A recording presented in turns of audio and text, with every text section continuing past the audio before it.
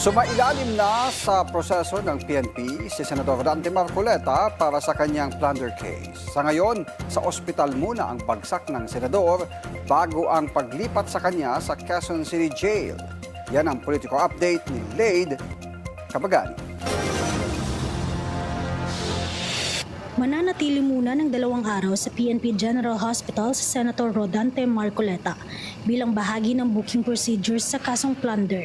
Bandang 11:25 ng umaga nang dumating si Marcoleta sa Camp Crame, kung saan dumaan siya sa karaniwang proseso kabilang ang pagkuha ng kanyang personal na impormasyon, physical at medical examinations, mugshot, fingerprinting at pag-iimbentaryo ng kanyang mga personal na gamit. Ano na po, si 72 na po si Senator Marcoleta. Hindi lang po simple blood pressure at kahit di natin makukungin sa kanya, makaya po siyang test sa paggadaan, katulad ng ECG, at iba pa, para sigurado ang kanyang fitness. Hindi namin alam kung kailan matatapos yun, but hopefully within the next 2 days, tapos na lahat ng kanyang examinations para sa full health na i-report namin sa Sandigan Bayan na maaari na siyang pwede nilagay sa maling PDL sa Quezon City Penal District. Ano po ang kanyang confinement order? Ayon kay DILG Secretary John Vic Rimulya, voluntaryong nagtungo si Marcoleta sa Sandigang Bayan para maghain ng motion to quash. Pero nang ma-deny ito, formal na siyang inaresto ng mga otoridad. Alam po muna tanong niyo, was he arrested or was he duty surrendered? It was both. Binigyang diin din ni Rimulya na hindi layunin ng PNP na ipahiya ang senador at patuloy pa ring igagalang ang kanyang mga karapatan habang nasa kustodiya. Kung ano man ang kanyang kalagayan sa kanyang buhok ay hindi mo natin pawalan him. His picture will be taken as he appears in public. We are not here.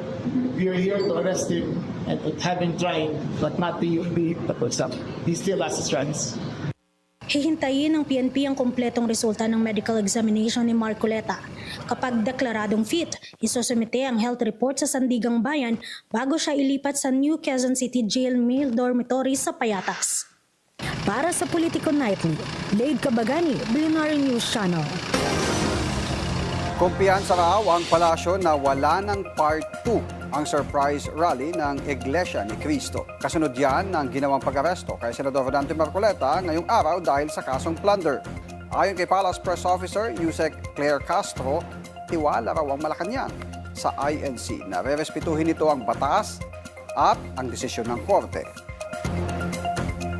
Alam po natin, ang liderato ng INC ay gumagalang po kung ano ang sinasabi rin po ng korte, kung ano po ang sinasabi ng batas. So mananatili po tayo sa paniniwala na ang nangyayari po at ang pagpatupad lamang ng batas ay igagalang din po ng liderato ng INC. Inaresto sina Marcoleta, former Congressman Mike Defensor at businessman na si Joseph Espiritu ngayong araw dahil sa kasong plunder at indirect bribery. Kaugnay yan ng undeclared campaign contributions ni Marcoleta sa kanyang 2025 SOSE.